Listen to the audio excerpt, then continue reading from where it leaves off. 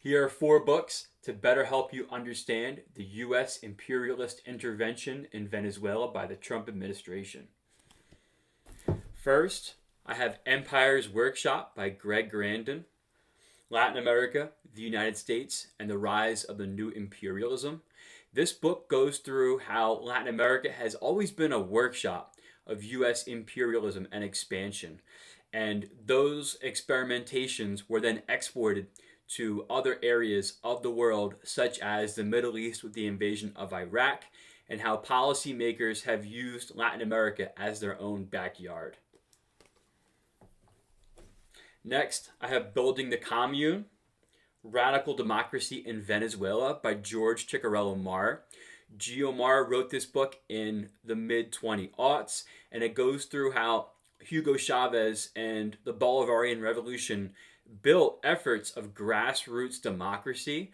These were communes in Venezuela, and Maduro at the time did support them.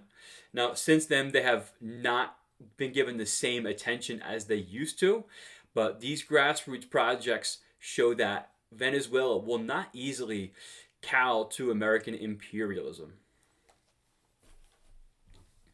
Third, I have Empire as a Way of Life by William Appleman Williams.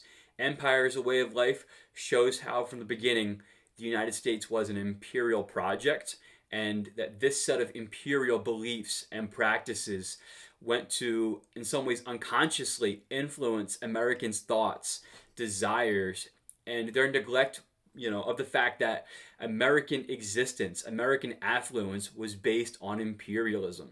And he shows how we can move on from this imperial project and build a more peaceful world community. Lastly, I have The Darker Nations, A People's History of the Third World by Vijay Prashad.